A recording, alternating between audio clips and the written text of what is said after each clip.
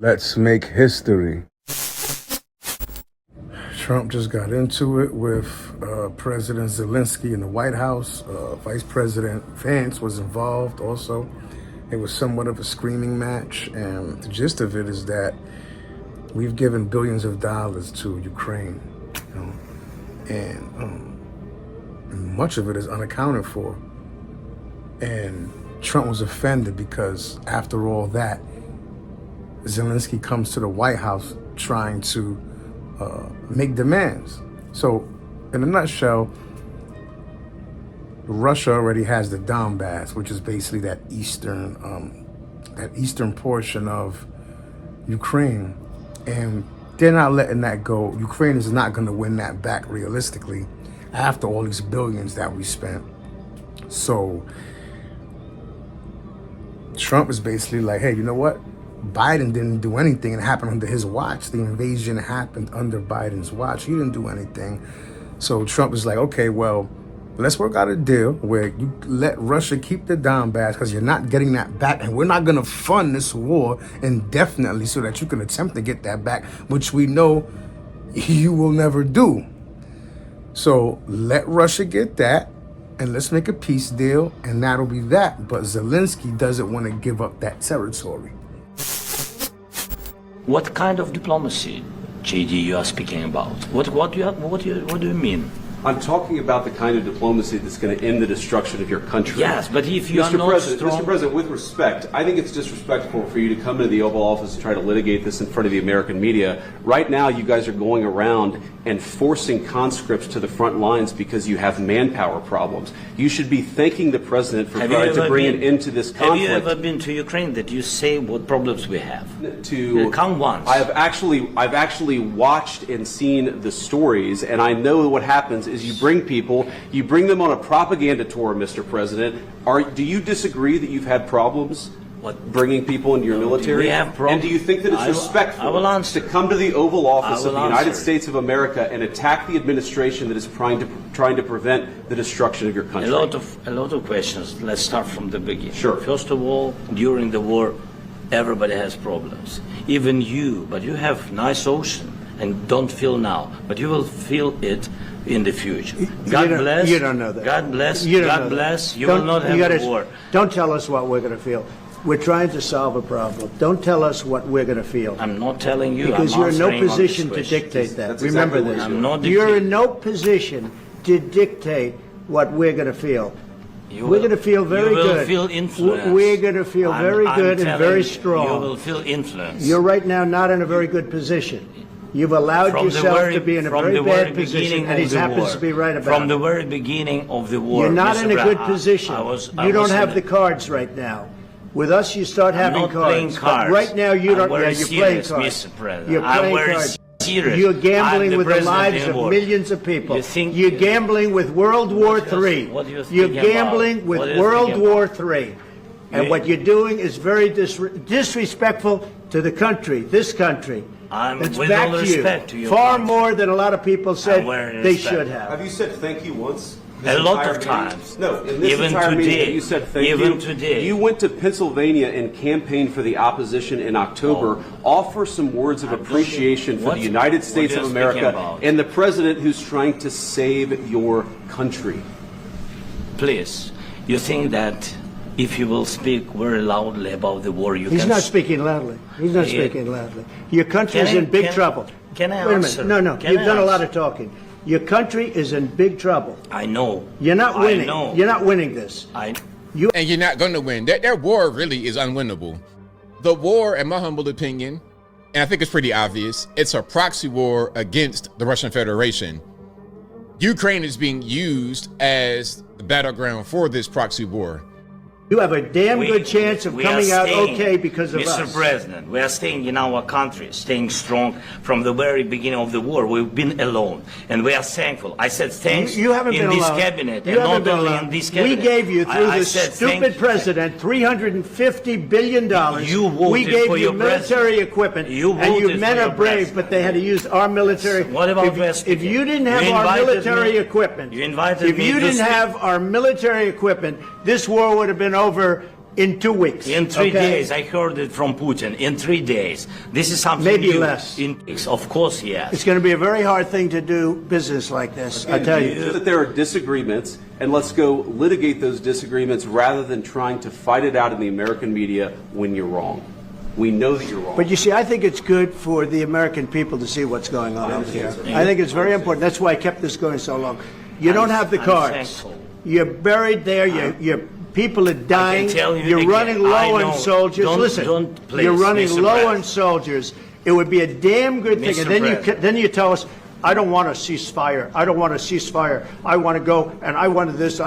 Look, if you could get a ceasefire right now, I tell you, you take it so the bullets stop flying and your men stop getting killed. Of course, we want to stop the war. But you're saying you don't want a ceasefire. But I said to you, I want a ceasefire. With guarantees. Because you'll get a ceasefire faster than an agreement. Ask our people about ceasefire, what they think. That wasn't with me. For you what, that wasn't with me.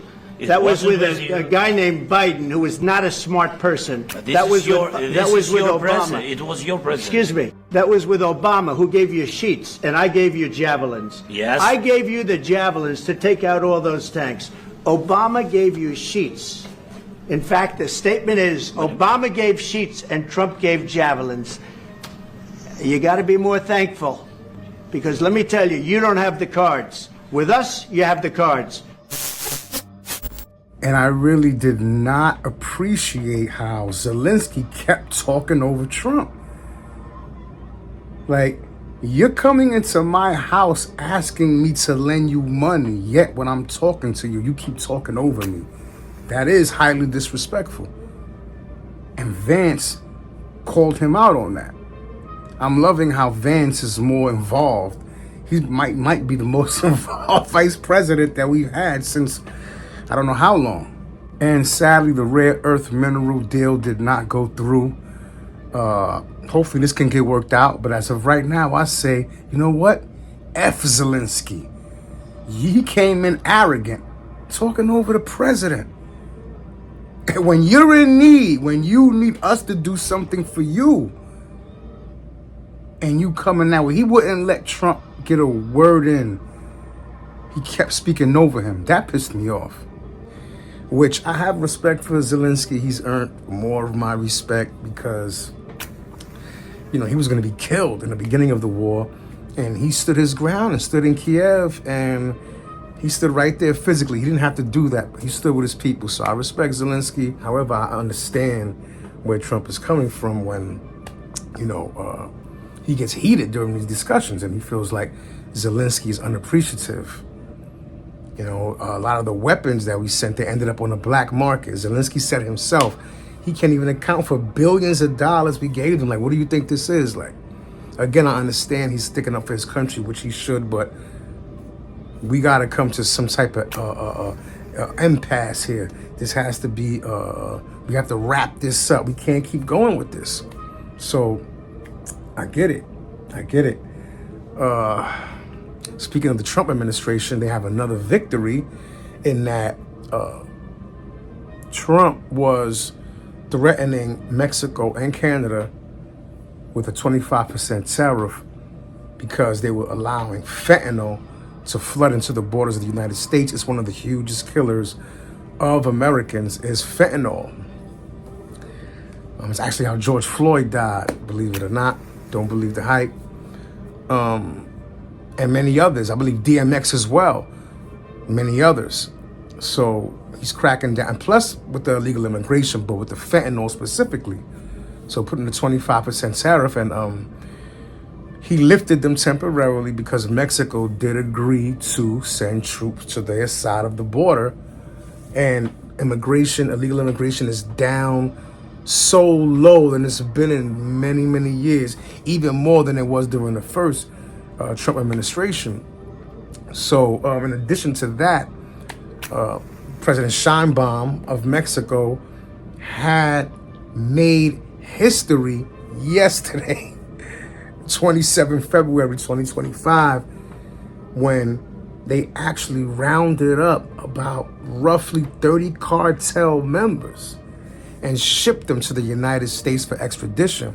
Now, these weren't just regular cartel members. These were key figures in Mexico's network of cartels. Because remember, cartels is not just one thing, it's a network of crews.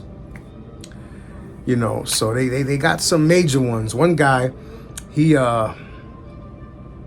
Rafael Quintero, I believe his name is, he was arrested in the mid-'80s for torturing and murdering an American DEA agent. Like, think about that.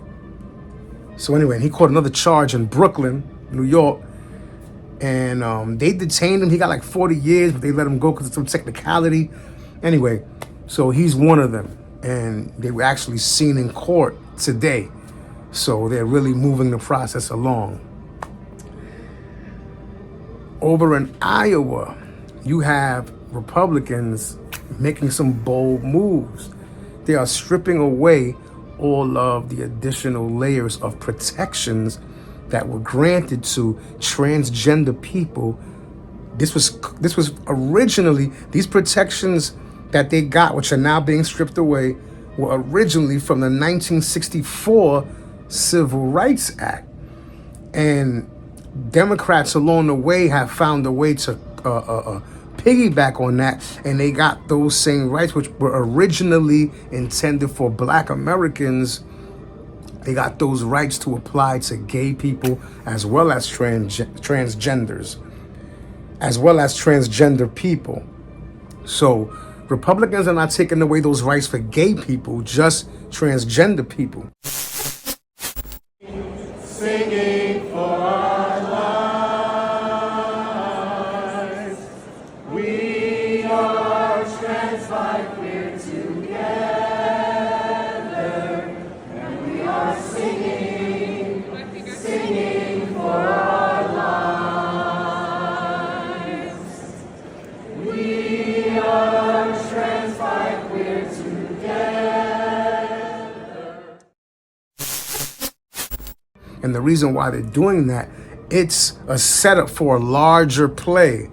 What they're doing is they're going to go to court and have change the law, whereas you could dress however you want, sleep with whoever you want. Just saying, as far as paperwork, on paper, on birth certificate, because you got to remember, Democrats were even pushing to have that eliminated. They didn't even want gender on the birth certificate or the death certificate. So they're fighting to have it by law.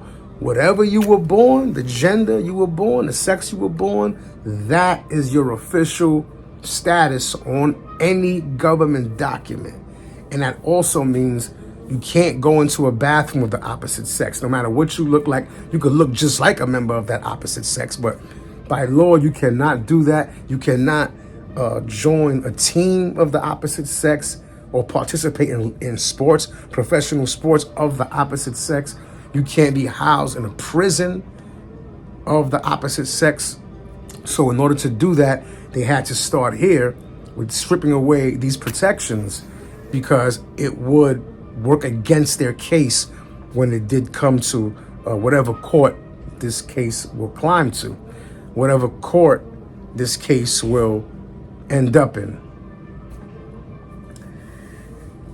Now, one thing with the news, which is why I do this, is because the news, they cherry pick what they are going to talk about, which stories they're going to expose.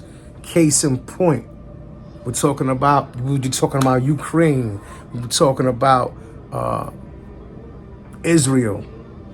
And now in the Congo, 70 Christians were actually dragged into a church, Protestant church, and beheaded.